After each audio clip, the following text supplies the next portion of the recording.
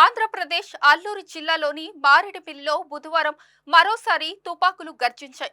తూటాల వర్షం కురిసింది. పోలీసులు మావోయిస్టులకు మధ్య చోటు చేసుకున్న ఎదురుకాల్పుల్లో 7 మావోయిస్టులు మృతి చెందారు. బుధవారం తెల్లవారుజామున బియ్యం వలస వద్ద కాల్పులు జరిగినట్లు సమాచారం. మృతుల్లో 3 మహిళలు, 4 పురుషులు ఉన్నారు. వీరంతా ఛత్తీస్గఢ్ కు చెందిన వారిగా తెలుస్తుంది. వీరిలో మావోయిస్టు అగ్రనేత దేవ్జీ ఉన్నట్లు సమాచారం. మరోవైపు మారేడుమిల్లి అటవీ ప్రాంతంలో భద్రతా బలగాల కుంబింగ్ కొనసాగుతుంది. మృతదేహాలను రంపచోడవరం ఏరియా ఆసుపత్రికి తరలించారు. మృతుల్లో శ్రీకాకుళానికి చెందిన Maoist Joga Rao alias tech Shankar ఉన్నట్లు తెలిపారు. దీనికి సంబంధించిన పూర్తి వివరాలు అందాల్సి ఉందని చెప్పారు. అయితే దీనికి సంబంధించి నిర్వహించిన మీడియా సమావేశంలో ఐపీఎస్ అధికారి అమిత్ బర్దార్ మాట్లాడారు.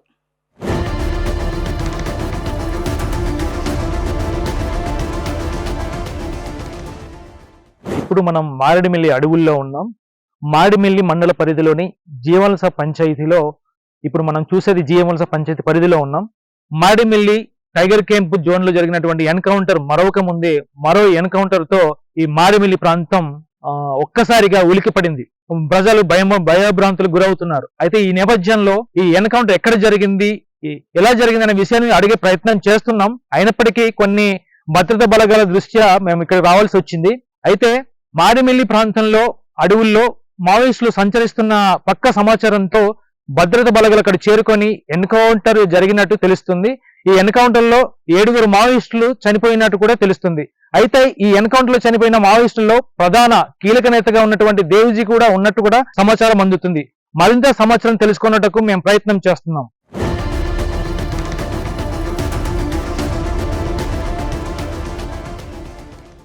మారేడుమిల్లి మండలం జీవవలస గ్రామంలో మనం ఉన్నాం.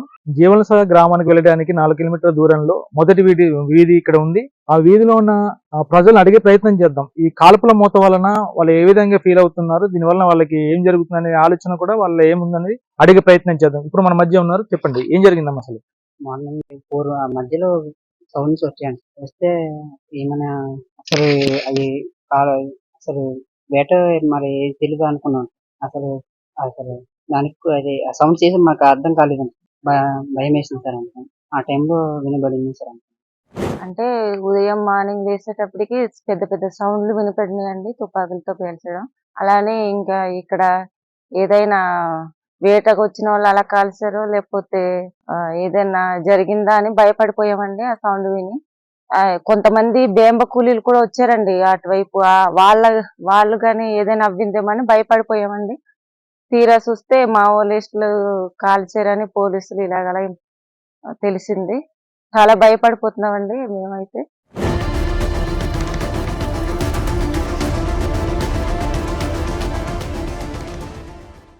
ఇది ఆల్రెడీ ఉదయం నుండి అప్పుడు కొన్ని సమాచారాలు వచ్చినాయి. ఈరోజు ఉదయం మనకి 5 to 5:45 మధ్యలో మళ్ళా మావోయిస్ట్ అండ్ పోలీస్ పార్టీ మధ్యలో ఒక ఎక్స్చేంజ్ ఆఫ్ ఫైర్ జరిగిన ఈ ఆపరేషన్ మనకి కంటిన్యూస్ ఆపరేషన్ కాబట్టి ఈరోజు కూడా మనకి ఒక మంచి రిజల్ట్ వచ్చింది. ఈరోజు మనకి టోటల్గా ఎక్స్చేంజ్ ఆఫ్ ఫైర్లో రికవర్ అయిన బాడీస్ కౌంట్ చేస్తే 7. దీంట్లో ఒక గొప్ప సక్సెస్ కూడా ఉన్నాయి. మనకి ఆంధ్రప్రదేశ్ ఒడిశా బార్డర్లో ప్రజెంట్లో సీఎం పని చేసే వాళ్ళు మెట్రూరు జోగారావు అలియాస్ టెక్ శంకర్ కూడా ఈ ఎక్స్చేంజ్ ఆఫ్ ఫైర్లో న్యూట్రలైజ్ అయిన. అతనితో సహా మిగతా 6 మెంబర్స్ ఉన్నాయి. దాంట్లో 3 ఫీమేల్ మావోయిస్ట్ కూడా ఉన్నాయి. ప్రజెంట్ ఈరోజు జరిగిన ఎక్స్చేంజ్ ఆఫ్ ఫైర్లో కూడా మనకి మేజర్ రికవరీస్ జరిగినాయి. ఈ మేజర్ రికవరీస్లో చూస్తే మన ఎక్స్చేంజ్ ఆఫ్ ఫైర్ సైడ్ నుండి 2 AK-47 వాళ్ళకి మ్యాగజైన్స్ ఉన్నాయి. AK-47 సంబంధించి 72 రౌండ్స్ ఉన్నాయి. SBPL వెపన్స్ ఉన్నాయి 5. దీనికి అమ్యునిషన్ కూడా 34 రౌండ్స్ దొరికినాయి. అదేవిధంగా 303 రైఫల్ దొరికినాయి. దీనికి రౌండ్స్ మనకి ఎక్స్ప్లోజివ్స్లో కోడెక్స్ వైర్ 3 kg డెటోనేటర్స్ 18 దొరికినాయి. కిట్ బ్యాగ్స్ దొరికినాయి. అండ్ కిట్ బ్యాగ్స్లో వాళ్ళకి లాజిస్టిక్స్ అండ్ మిగతా మటీరియల్స్ కూడా ఉంటున్నాయి. ఈ ఆపరేషన్ మనకి లాస్ట్ 3 days నుండి నడిచిన ఆపరేషన్ సంభవ్. ఈ ఆపరేషన్ సంభవ్లో మనకి ఇప్పుడు దాకా టోటల్ 13 మావోయిస్ట్ని న్యూట్రలైజ్ చేయడం జరిగినాయి. స్పెసిఫిక్గా మనకి స్పెషల్లీ మన తరఫున కాంగ్రాచులేట్ చేయాల్సిన ఉన్నాయి సెంటర్ పారామిలిటరీ ఫోర్సెస్ని కూడా. ఆఫ్ కోర్స్ వాళ్ళ కాంట్రిబ్యూషన్ లేకుండా ఈ ఆపరేషన్స్ మనకి కన్క్లూడ్ అవ్వలేదు. All security forces, Andhra Pradesh police, central paramilitary forces ఈ కాంట్రిబ్యూషన్తో ఈ ఆపరేషన్లో మనకి మంచి సక్సెస్ వచ్చినాయి. స్పెషల్గా ఈరోజు జరిగిన ఎక్స్చేంజ్ ఆఫ్ ఫైర్లో ఇటాక్ శంకర్ పైన మన ఆంధ్రప్రదేశ్లో నియర్లీ 20 lakhs రివార్డ్స్ ఉన్నాయి. మిగతా స్టేట్స్లో కూడా అతని పైన అప్రాక్సిమేట్లీ సిమిలర్గా రివార్డ్ కూడా ఉండొచ్చు. దాంట్లో ముఖ్యమైన తెలంగాణ, ఒడిశా అండ్ ఛత్తీస్గఢ్. ఎందుకంటే వాళ్ళు ఎక్కువ మూమెంట్ చేసిన ఈ ప్రాంతంలో నిన్న ఒక పెద్ద సక్సెస్ మనకి ఇచ్చిన ఇది ఆల్రెడీ మడవి హిడమ మావోయిస్ట్కి న్యూట్రలైజ్ చేసిన అతని పైన కూడా ఆల్మోస్ట్ 1.80 lakh రూపీస్కి రివార్డ్ ఉంటుంది. మిగతా డీటెయిల్స్ మీకు ప్రెస్ నోట్లో ఇచ్చేస్తున్నాం. ధన్యవాదాలు. కూంబింగ్ కొనసాగుతుందంటున్నారు.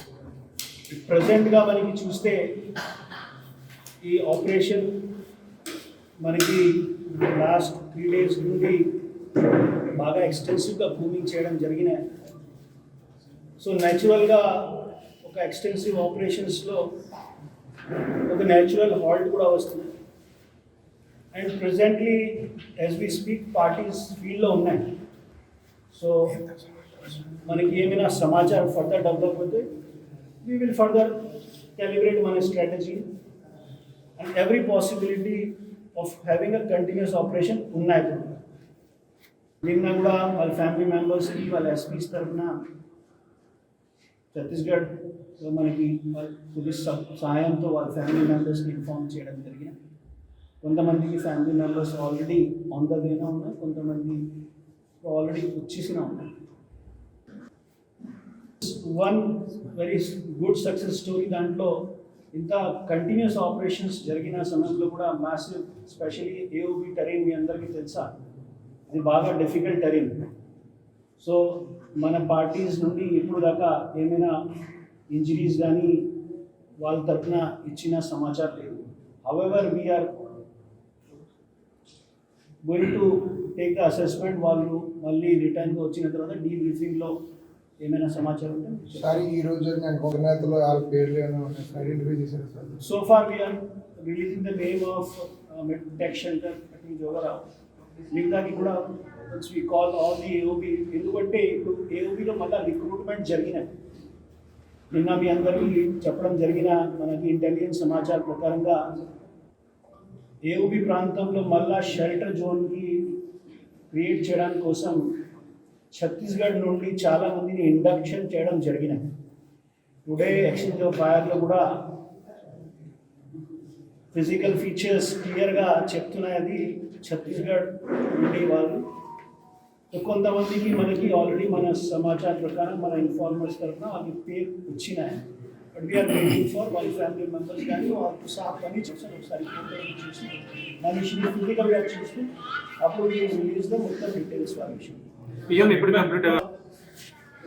లాంగ్ స్టాండింగ్ మన లోకల్ రిసోర్సెస్ ప్రకారంగా ఏఎస్ఆర్లో ఇది ఇంపార్టెంట్ లీడర్స్ చూస్తే ఆల్రెడీ ఈరోజు కల్లా ఇద్దరు మాత్రంకి ప్రెజెన్స్ ఉంది. మిగతా జూనియర్ కార్డు కానీ యూజీ కార్డు ఉండొచ్చు, అది పాసిబిలిటీస్. సమాచారం స్ట్రాటజీ ఇదే ఉంటున్నాయి. వాళ్ళు ఎప్పుడైనా అండర్ గ్రౌండ్ రావాలి ఖచ్చితంగా వాళ్ళ మొబిలైజేషన్ కోసం వాళ్ళ ఐడియాలజీ ప్రకారంగా ఇండక్షన్ కోసం రిక్రూట్మెంట్ కోసం వాళ్ళు సిటీస్లో కానీ టౌన్స్లో వచ్చేస్తున్నారు. ఎప్పుడైనా మావోయిస్ట్ వాళ్ళు ఒక రెస్టింగ్ పీరియడ్లో రావడం లేదు. సో మీరు చెప్పిన విధంగా వాళ్ళు టౌన్స్లో ఉండొచ్చు కానీ సిటీస్లో ఉండొచ్చు, ఎవరీ పాసిబిలిటీ ఉంది.